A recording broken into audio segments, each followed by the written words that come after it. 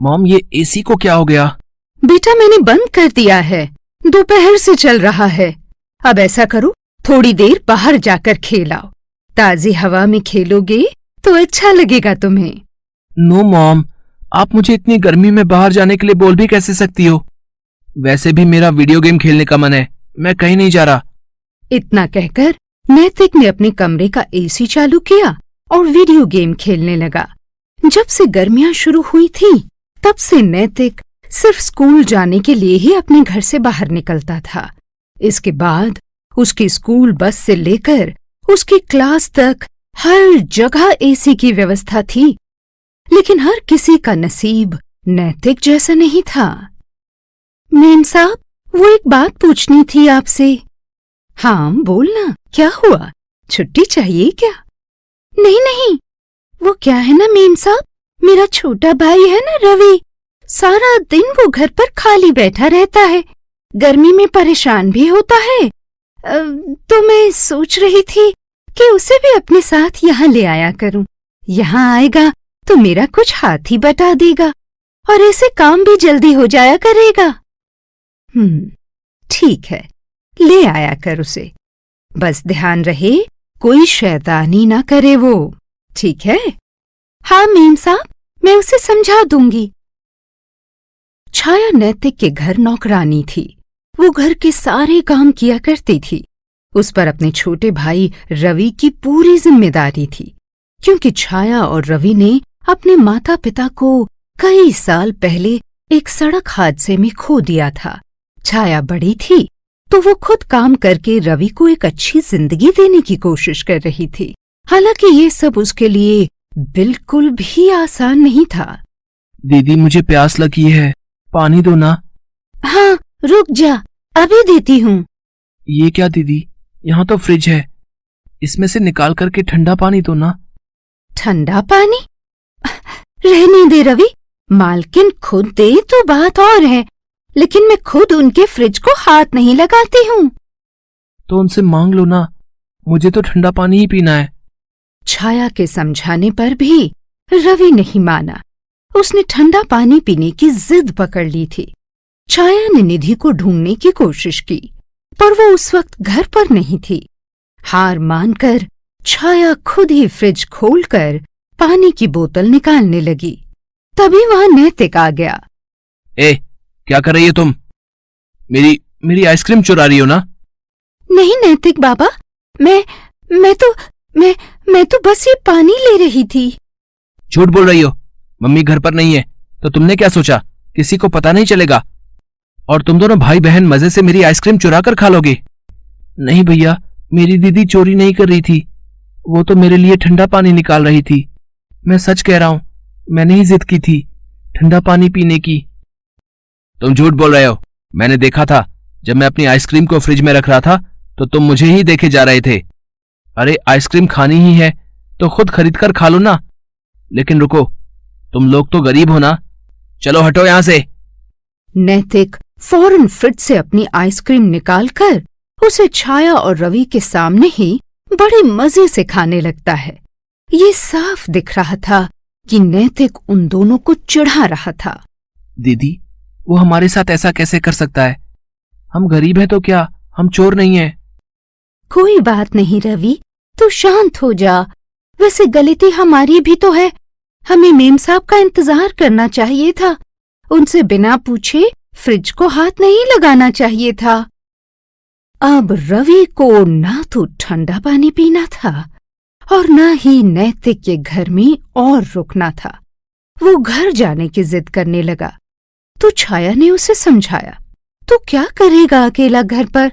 हाँ देख, मैं तुझे यहाँ अपनी मदद के लिए लाई थी, तू वो करना, फालतू की बातों पर ध्यान मत दे, समझा कर। छाया की बात रवि को समझ आ गई और वो सब कुछ भूलकर काम में छाया की मदद करने लगा। छाया रसोई में बर्तन धोने लगी तो रवि घर में झाड़ू लगाने लगा।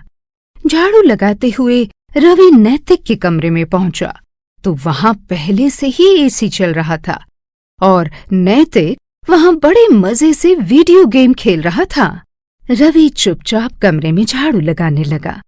एसी की ठंडक उसने पहली बार महसूस की थी तो उसे बहुत ही अच्छा लगने लगा। अरे वाह भैया, आपका कमरा तो कितना ठंडा है, लेकिन ऐसा कैसे हो सकता है? बाहर तो कितनी गर्मी है।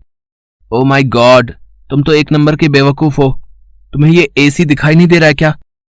एक मिनट, अब ये मत कहना कि तुम्हें एसी के बारे में कुछ भी नहीं पता। नहीं भैया, मुझे नहीं पता। उफ, तुम गरीब लोग भी ना। सच में तुम लोगों की लाइफ कितनी बेकार है। अब तुम यहां खड़े होकर मेरा गेम मत बेकार करो। फालतू में डिस्टर्ब कर दिया मुझे। एसी देख लिया ना, और इसकी ठंडी हवा भी खा ली। अब जाओ यहां से, और आगे से कभी भी मुझसे पूछे बिना मेरे कमरे में मत आना, समझे? नैतिक ने एक बार फिर रवि की बेइज्जती की थी, लेकिन रवि ने उससे कुछ नहीं कहा और चुपचाप सिर झुकाकर नैतिक के कमरे से बाहर आ गया। दीदी रहने दो, हम यहाँ काम नहीं करेंगे, कहीं और काम ढूंढ लेंगे हम। हैं? ये क्या बोल रहा है? तो ठीक तो है, काम मिलना कितना मुश्किल होता है, तुझे कुछ पता भी है? कितना भी मुश्किल हो दीदी, पर हम ऐसी जगह काम करेंगे जहाँ ना तो एसी हो और ना ही ठंडा पानी देने वाला ऐसा फ्रिज हो। ये तू क्या बोल रहा है? क्या मतलब है तेरा? हाँ दीदी, नैतिक भैया को लगता है कि हमारे पास ये सब नहीं है तो हम बेकार हैं। रवि, हम बेकार नहीं हैं, बस थोड़े मजबूर हैं। इसीलिए ये गर्मियां हमारे लिए मुसीबत बनकर आती हैं। तू देखना, एक दिन ये सब चीजें हमारे पास भी होंगी। नहीं दीदी, मुझे ये सब नहीं चाहिए, कभी नहीं चाहिए। मैंने देख लिया है, ये सब चीजें जिसके पास भी होती हैं वो बहुत बुरा बन जाता है, बिल्कुल नैतिक भैया की तरह। छाया नैतिक को समझा पाती उससे पहले ही उसने रसोई के बाहर खड़ी निधि को देख लिया। मेम साहब, आप आ गई? ये देखिए, रसोई का सारा काम हो गया। मैं बस ये झाड़ू ही लगाने जा रही थी। रुको छाया, ये सब बाद में हो जाएगा। पहले मुझे ये बताओ कि ये रवि नैतिक के बारे में क्या कह रहा था? कुछ भी तो नहीं मेम साहब। वो गलती इसी की थी। नैतिक भैया ने कुछ नहीं किया। झूठ मत बोलो छाया, जो हुआ है मुझे सब सच सच बताओ। निधि के जोर देने पर छाया उसे सारी बात बताती है। सब कुछ जानने के बाद भी निधि नैतिक को बुलाकर उससे कुछ नहीं कहती। फिर अगले दिन, मॉम, मेरे रूम का एसी नहीं चल रहा है और फैन भी चलते चलते अपने आप ही बंद हो गया। आप देखो ना क्या प्रॉब्लम है। बेटा, कल रात से ही लाइट नहीं है, इन्वर्टर भी काम नहीं कर रहा है, बस इसीलिए सब कुछ बंद है। क्या? बट मॉम, लाइट कब तक आएगी? आज तो सारा दिन नहीं आएगी। हाँ, कल तक शायद आ जाए। इलेक्ट्रिसिटी लाइन में कुछ रिपेयरिंग का काम चल रहा है। नो मॉम, आज तो संडे है, तो सारा दिन मैं बिना एसी के और फैन के कैसे रहूंगा? वैसे ही जैसे सब रह रहे हैं बेटा। लाइट तो पूरी सोसाइटी की गई है ना। इतना कहकर निधि अपने काम में लग गई। बिना एसी के कुछ ही देर में नैतिक की हालत खराब होने लगी। उसे गर्मी बर्दाश्त ही नहीं हो रही थी। उफ, बस बहुत हो गया, मुझे ठंडा पानी चाहिए। नहीं, ऐसा करता हूँ, कल फ्रिज में जो आइसक्रीम छोड़ी थी मैंने, जाकर उसे खाता हूँ। लाइट ना होने की वजह से नैतिक की आइसक्रीम पूरी तरह से पिघल चुकी थी और पीने के लिए ठंडा पानी भी नहीं था। ये देखकर नैतिक का पारा और चढ़ गया। मॉम, ये क्या है? मेरी आइसक्रीम मेल्ट कैसे हुई? और ये पानी, ये तो बिल्कुल भी ठंडा नहीं है। नैतिक, तुम भूल गए क्या? फ्रिज भी तो लाइट से ही चलता है ना बेटा। ओह नो मॉम, कुछ तो करो, अब मैं ये गर्मी और बर्दाश्त नहीं कर सकता। पापा को बोलो ना, कुछ तो करें, मेरे रूम का एसी और ये फ्रिज ऑन करवाओ ना जल्दी से। पापा कुछ नहीं कर सकते नैतिक। लाइट जब तक नहीं आती हमें ऐसे ही रहना होगा। तुम्हें पता है, ऐसे न जाने कितने लोग हैं जिनके पास ये एसी और फ्रिज तो छोड़ो, घर में लगाने के लिए एक फैन भी नहीं होता। वो हमेशा इनके बिना ही रहते हैं। लेकिन बेटा, गर्मियां तो उनके लिए भी बराबर ही पड़ती है ना। तो सोचो वो लोग कैसे रहते होंगे।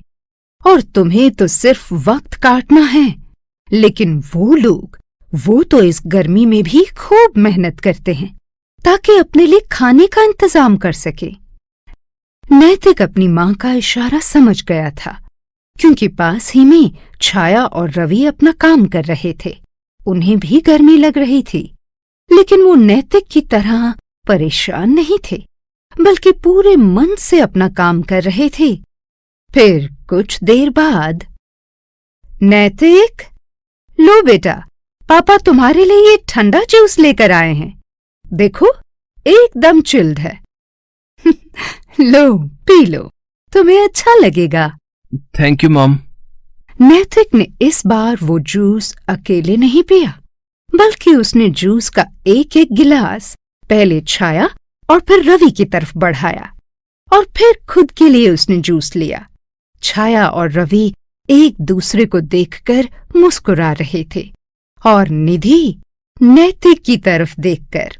फिर अगले ही पल घर की लाइट भी आ गई, जो असल में सिर्फ नैतिक को सबक सिखाने के लिए गई थी।